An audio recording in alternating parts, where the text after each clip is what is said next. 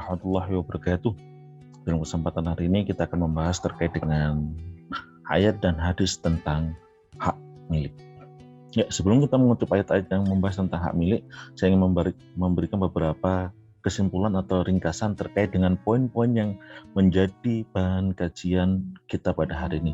Yang pertama, bahwasanya banyak di dalam Al-Quran ayat-ayat yang menjelaskan bahwasanya pemilik apa yang ada di bumi, apa yang ada di langit dan di bumi, seluruh harta yang ada di bumi, pemilik hakikinya adalah Allah. Sehingga kita hanya sebagai wakil dari Allah untuk memanfaatkan harta dan sumber daya yang sudah diberikan oleh Allah kepada kita. Yang kedua, kita harus tahu bahwasanya misi dari diciptakannya manusia itu selain beribadah kepada Allah adalah menjadi khalifah, yaitu bertujuan untuk memakmurkan bumi dan memanfaatkan segala sesuatu yang ada di bumi untuk kemaslahatan manusia dalam menunjang misi utamanya yang pertama tadi, yaitu beribadah kepada Allah. Yang ketiga, ada sejumlah ayat yang menyebutkan bahwa harta itu adalah milik manusia dan ini sebagai bentuk penghormatan terhadap manusia atas upaya dan jeripaya yang dilakukan oleh manusia dalam mencari harta. Dan yang poin keempat adalah menjelaskan bahwasanya di dalam setiap harta manusia itu pasti ada hak orang lain, ada hak sosial di dalam harta yang kita punya. Kita mulai dari ayat pertama, kita menjelaskan bahwasanya pemilik hakiki adalah Allah. Kita akan mendapatkan makna ini kalau kita merujuk kepada ayat-ayat yang di dalamnya ada kata lillahi, kepunyaan Allah, atau lahu, kepunyaannya, yang punya ini juga kembali kepada Allah. Salah satu contohnya adalah ayat yang ada di surat Al-Maidah ayat 120, lillahi mulkus samawati wal ard wa ma fihinna wa huwa ala kulli syai'in qadir. Dan kepunyaan Allah lah apa yang ada di langit dan di bumi dan apa yang ada di antara keduanya. Dan di sini bisa dimaknai bahwa semua yang ada dalam semesta adalah milik Allah. Dan ini menggunakan kata lillahi. Di ayat lain menggunakan kata lahu mulkus samawat dan juga artinya sama. Kalau ada kata lillahi dan juga lahu, berarti itu adalah makna bahwasanya pemilik hakiki dalam apa yang ada, sumber daya yang ada itu adalah Allah. Dan ayat berikutnya yang ada di surah Al-Baqarah, Ali Imran, An-Nisa dan seterusnya itu menggunakan kalimat wa atuhum min malillahi alladzi atakum, dan berikanlah kepada mereka dari harta Allah yang telah dianugerahkan kepada kalian. Artinya apa? Manusia dapat harta, manusia memiliki harta, tapi harta ini hanyalah titipan. Karena apa? Wa atuhum min malillahi alladzi atakum, dan berilah kepada mereka orang yang membutuhkan dari harta Allah yang telah diberikan kepada kita atau yang telah dititipkan kepada kita. Jadi kita mendapat titipan dari Allah, kemudian kita diminta untuk mengeluarkan sebagian dari harta tersebut kepada orang yang membutuhkan. Artinya apa? Yang memiliki pemilik hakiki dari harta adalah Allah. Karena pemilik hakiki itu adalah Allah, maka kita dalam mengelola harta, dalam memanfaatkan harta, kita harus mengikuti aturan-aturan yang telah Allah ditetapkan. Harus mencari yang halal, tidak boleh mencari yang haram, tidak harus berlaku adil, tidak boleh menipu, harus berlaku jujur, dapat percaya, tidak boleh berkhianat ketika kita diamani harta oleh orang lain. Kenapa? Karena kita mengatur harta Allah, kita mengelola harta Allah, maka kita harus ikuti aturan dari Allah. Kalau tidak, maka kita akan diminta pertanggungjawabannya oleh Allah nanti di hari akhir. Ayat yang kedua adalah ayat-ayat yang menjelaskan tentang misi istikhlaf atau misi kekhalifahan. Kekhalifahan di sini adalah sebagai wakil dari Allah, sebagai makhluk yang telah ditunjuk oleh Allah untuk memakmurkan bumi, untuk memanfaatkan sumber daya apapun yang ada di bumi untuk kelangsungan kehidupan umat manusia dan juga makhluk hidup yang ada di bumi. Nah, istikhlaf secara bahasa berarti menjadi wakil, sedangkan secara istilah berarti menjadikan manusia di bumi dengan membawa misi mengelola, memakmurkan untuk kemaslahatan manusia. Nah, ini ada beberapa ayat yang menjelaskan tentang misi istikhlaf ini. Di antaranya adalah wa qala rabbuka lil malaikati inni ja'ilun fil ardi khalifah. Di surah Al-Baqarah disebutkan ketika Allah mengatakan kepada para malaikat bahwasanya aku akan menciptakan seorang khalifah yang ada di bumi. Aku akan menjadikan manusia sebagai khalifah yang ada di bumi. Ataupun ayat lain di surat Al-An'am ayat 165 dan di surat Al-Hadid, wa walladzi ja'alakum khalaifal ard, dan dialah yang menjadikan kalian semua sebagai wakil-wakil Allah yang ada di bumi. Wa rafa'a ba'dakum fawqa ba'din darajat liyabluwakum fima atakum. Dan Allah lah yang menciptakan kita semua sebagai wakil-wakil Allah yang ada di bumi, dan sebagai wakil Allah ada yang ditinggikan rizkinya, ada yang ditinggikan hartanya, ada yang tidak ditinggikan hartanya. Tujuannya apa? Liyabluwakum fima atakum, untuk menguji kalian atas apa yang telah kalian terima dari Allah. Ini hikmah dari kenapa kok ada yang kaya, ada yang miskin. Semuanya itu adalah ujian dari Allah. Di ayat lain surat Al-Hadid 7, aminu billahi wa rasuli wa anfiqu mimma ja'alakum mustakhlafina fi. Berimanlah kepada Allah, amin billah wa rasuli, dan rasulnya, wa anfiqu mimma ja'alakum mustakhlafina fi, dan berinfaklah dan bersedekahlah dan infaklah dengan apa-apa yang telah diwakilkan atau yang telah diamanahkan kepada kita. Jadi sejatinya kalau kita mau sedekah, kita mau infak, itu sejatinya kita mengeluarkan dari harta Allah. Kita hanya sebagai wakil, ada perintah untuk bersedekah, berinfak, kita keluarkan, karena sejatinya pemilik hakiki dan harta adalah Allah. Walaqad makkannakum fil ardi wa ja'alna lakum fiha ma'aisha qalilan ma tashkurun. Bahwa Allah telah menciptakan apa semua yang ada di bumi, tujuannya itu sebagai apa? Wa ja'alna lakum fiha ma'ais, untuk menjadi kelangsungan hidup dari manusia. Manusia dikasih, disuruh mengelola untuk menunjang proses kelangsungan dia hidup selama hidup di bumi. Di ayat lain di surat Al-Jasiyah, wasakhkhara lakum ma fis samawati wa ma fil ard jami'an minhu inna fi dzalika laayatil liqaumin yatafakkarun. Wasakhkhara lakum, artinya apa? Allah telah memberikan kemudahan kepada manusia untuk dapat mengelola apa yang ada di langit dan di bumi untuk kemaslahatan kehidupan manusia. Nah, ayat-ayat inilah yang menjelaskan bahwasanya sejatinya manusia hidup di bumi itu selain misi ibadah membawa misi khalifah, membawa misi sebagai wakil Allah yang diberi oleh Allah akses untuk mengelola semua sumber daya yang ada di bumi, di langit dan di bumi, untuk kemaslahatan dan untuk kelangsungan kehidupan yang ada di bumi. Karena kita tahu bahwa kita itu hanya sebagai khalifah, sebagai wakil, sehingga apa yang harus kita lakukan ketika kita menerima harta, yang kita lakukan adalah kita harus mengikuti panduan dari Allah. Ketika Allah meminta harus dikeluarkan zakatnya, keluarkan zakatnya. Allah meminta untuk diberikan infaknya atau sedekahnya, kita bayar infak sedekahnya. Allah memerintahkan kita untuk berhaji, maka kita harus berhaji. Kenapa? Karena yang kita, status kita itu bukan pemilik, tetapi sebagai wakil. Ayat berikutnya ini adalah ayat-ayat yang menjelaskan bahwasanya harta itu milik manusia. Kalau di dua kelompok ayat yang pertama tadi, yang satu menjelaskan tentang milik Allah, yang kedua menjelaskan bahwa kita hanya sebagai wakil Allah dalam mengolah harta dan juga sumber daya.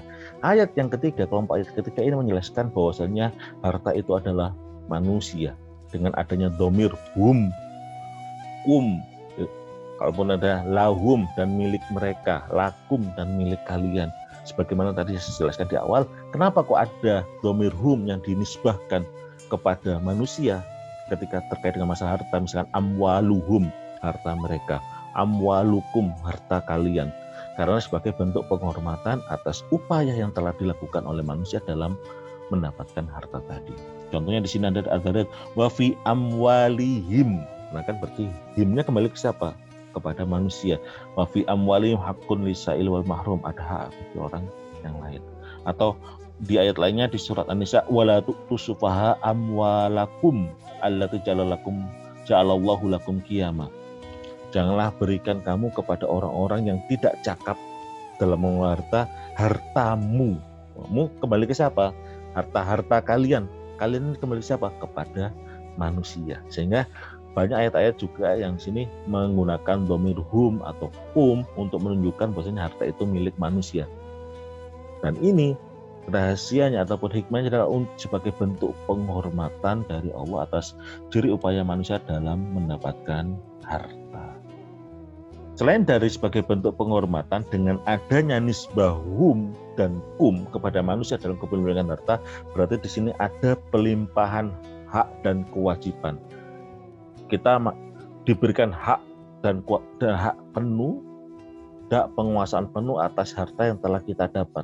Dan di sisi lainnya kita punya kewajiban-kewajiban yang harus kita tunaikan dari harta ataupun sumber daya yang kita kelola. Makanya tadi saya jelaskan di awal, ada di kita nantinya akan diminta pertanggungjawaban oleh Allah.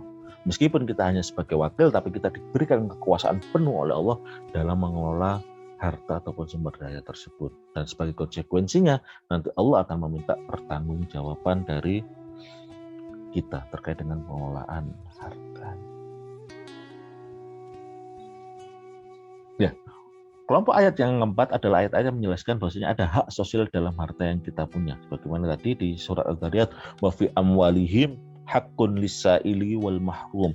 Dan di dalam harta kalian manusia itu ada hak-hak orang as-sa'il, orang-orang yang minta-minta, wal mahrum, dan orang-orang yang tidak mendapat bagian. Jadi seharusnya dia mendapatkan haknya, dia harus mendapatkan bagiannya, tapi dia tidak mendapatkan bagian karena beberapa faktor yang lainnya. Sehingga ada sebagian dari hak kita yang harus kita keluarkan kepada orang-orang tersebut. Ada yang bersifat sunnah, ada yang bersifat wajib. Kalau ada yang bersifat sunnah seperti infak, sedekah, wakaf, hadiah. Sedangkan bersifat wajib adalah zakat, ataupun fidyah, ataupun dam, ataupun kafarah, dan lain sebagainya. Ya.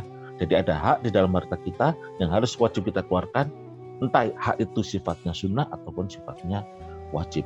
Dan ayat-ayat semisal yang ada di surat Al-Dzariyat ayat 9 ini banyak, ada di surat Al-Isra 26, Al-An'am 141 atau 103, dan Al-Ma'arij ayat 24 dan 25.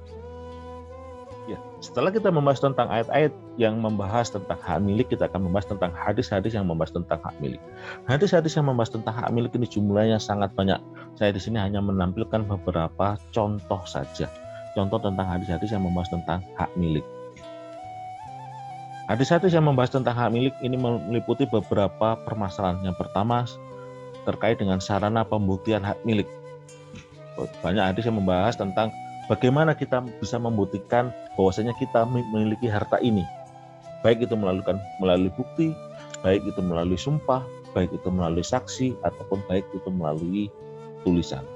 Yang kedua, hadis-hadis di dalam hadis juga dijelaskan terkait dengan pembagian kepemilikan. Ada kepemilikan itu sifatnya pribadi, ada sifatnya itu adalah umum, ada sifatnya yang negara. Bedanya apa? Kalau pribadi jelas itu ada pemilikan individu. Bedanya umum dengan negara apa? Kalau umum itu dimiliki oleh semua masyarakat, dan ketika mendapatkan manfaat dari sumber daya tersebut, masyarakat tidak mengeluarkan biaya apa-apa. Tetapi kalau negara, kepemilikan aset, kepemilikan sumber daya ini dikelola oleh negara. Sehingga ketika memanfaatkan sumber daya atau aset tersebut, masyarakat wajib membayarnya kepada negara. Dan juga ada kepemilikan terkait dengan barang dan manfaat. Nah, ini detail di dalam syariat, bukan hanya terkait dengan kepemilikan barang, tapi juga ada kepemilikan manfaat. Makanya dalam syariat ada yang namanya akad ijarah, akad sewa menyewa. Kenapa? Karena yang ditransaksikan di dalam akad sewa menyewa itu adalah manfaat dari barang. Yang ketiga, akan membahas tentang sebab-sebab kepemilikan melalui bekerja, ataupun warisan, ataupun jenis akad-akad. Dan yang keempat, ada banyak hadis yang membahas tentang perlindungan hak milik. Saya di sini akan memberikan beberapa hadis dari 4 kelompok tadi. Yang pertama tentang sarana kepemilikan, bahwasanya kepemilikan seseorang pada suatu harta bisa dibuktikan dengan berbagai cara, seperti bukti sumpah, kesaksian, ataupun tulisan. Makanya di dalam hadis disebutkan berdasarkan riwayat dari Imam Bukhari, lau yu'tan nasu bi da'wahum ladda'a rijalu amwalin qaumin wa dima'ihim walakinnal bayyinatu 'alal mudda'i wal yamin 'ala man kara. Yang artinya, kalau seandainya manusia itu bisa diberikan berdasarkan dengan apa yang diakuinya. Kalau dia menyatakan saya punya ini punya saya, maka semua orang akan mengaku ini punya saya, ini anak saya, ini rumah saya, ini mobil saya. Maka apa solusi yang dinyatakan secara syariat? Al-bayyinatu 'alal mudda'i wal yaminu 'alaman angkara. Nah, orang yang mengaku-ngaku tadi bahwasanya barang itu, harta itu adalah miliknya, maka dia harus menyertakan bukti. Dan bagi yang mengingkari, maka dia harus bersumpah. Jadi kalau ada mengaku-ngaku, mana buktinya? Kalau ada orang menuduh, ini loh barang ini, sepedamu, oh ini kambingmu, oh ini motormu. Kalau dia mengingkari, maka dia harus bersumpah. Kuncinya apa? Dengan tadi, kalau bagi mengaku dia harus membuktikan, kalau bagi mengingkari dia harus bersumpah. Terus yang kedua adalah hadis yang membahas tentang pembagian kepemilikan ada di individu, umum dan negara. Bagaimana di hadis riwayat Abu Dawud, man zara'a fi ardi qaumin bi ghairi idnihim falaysa lahu min az-zar'i syai'un wa lahu nafaqatuhu. Nah, barang siapa yang menanam tanaman di salah satu tanah milik orang lain tanpa seizinnya, maka kalau tanah tersebut panen atau menghasilkan buah atau menghasilkan apapun, maka itu bukan menjadi milik yang menanam. Dan kalau dia sudah mengeluarkan biaya untuk menanam tadi, maka dia tidak akan mendapatkan apa-apa. Hasil dari panennya itu menjadi milik pemilik tanah. Kenapa? Karena dia sudah menanam di tanah yang bukan menjadi miliknya. Makanya solusinya apa di sini? Walaysa lahu min az-zar'i syai'un wa lahu nafaqatuhu. Biaya yang dia tanggung itu nggak bisa diganti rugi, dan apa yang dia dapat dari panen tersebut maka bukan menjadi miliknya. Oke, hadis berikutnya, al-muslimuna syuraka'u fi thalath fil ma' wal kala' wan nar. Orang-orang muslim itu berserikat pada 3 hal, yaitu air, tanah lapang, dan juga energi. Air sungai kalau tidak boleh diklaim menjadi milik individu. Ada tanah lapang yang di situ bukan milik seseorang dan bukan milik negara, tidak boleh menjadi klaim individu. Sumber energi seperti sinar matahari juga tidak boleh diklaim menjadi milik individu. Nah, hadis berikutnya terkait dengan hadis-hadis yang membahas tentang sebab kepemilikan. Sebab-sebab kepemilikan ini bisa karena dia bekerja, kemudian dia membeli sesuatu, maka barang ini dia dapat karena dia bekerja, ataupun dia mendapat warisan, ataupun dia mendapatkan dari salah satu akad syariah, misalkan hibah, hadiah, ataupun ariyah, pemberian dan lain sebagainya. Nah, salah satu contoh hadisnya adalah man ahya mawatan faya ahaqu biha wan akhato haiton al ardin faya lahu. Yang artinya barang siapa yang menghidupkan tanah yang tidak produktif, maka dia lebih berhak atasnya. Tapi kita ingat, tanah yang tidak produktif ini adalah tanah yang bukan menjadi milik individu. Kalau sudah menjadi milik individu, maka sudah jelas itu miliknya. Maka nanti kalau dia mau memproduktifkan tanahnya atau tidak, itu adalah urusan dia dengan Allah. Yang dimaksud di sini adalah yang memproduktifkan tanah ini adalah tanah yang sifatnya umum, bukan tanah individu. Siapa menghidupkan tanah yang tidak produktif menjadi produktif, maka dia yang lebih berat atasnya. Keempat adalah hadis tentang perlindungan hak milik. Kita tahu ada beberapa hadis yang membahas tentang hukuman pencuri, hukuman bagi orang yang merampok, hukuman bagi orang yang korupsi, hukuman bagi orang yang mengambil hak orang lain. Dan ada juga ya terkait dengan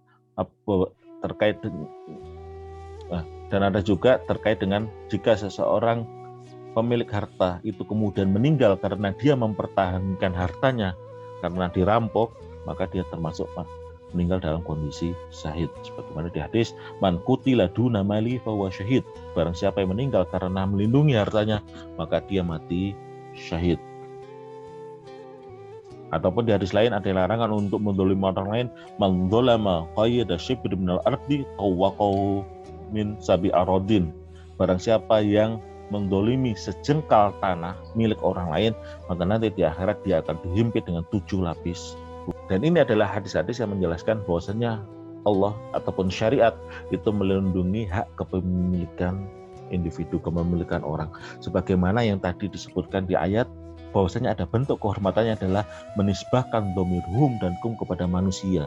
Dan sebagai bentuk dari penguatan nisbah tadi, ada aturan-aturan yang nggak boleh ngambil hak orang lain. Ada sanksi-sanksi jika kita mengambil orang lain. Ada ketentuan hukum yang ditetapkan kalau misalkan kita mendolimi harta milik orang lain. Nah, selain itu juga di dalam syariat ada pembahasan tentang kepemilikan sempurna, ada kepemilikan tidak sempurna. Yang artinya kepemilikan sempurna adalah kalau kita memiliki secara aset barangnya kita miliki dan juga manfaatnya kita miliki. Sedangkan kepemilikan tidak sempurna itu memiliki salah satunya, bisa memiliki barangnya saja tanpa manfaatnya atau manfaatnya saja tanpa barangnya. Nah, demikian materi kita untuk hari ini, kurang lebih saya mohon maaf. Assalamualaikum warahmatullahi wabarakatuh.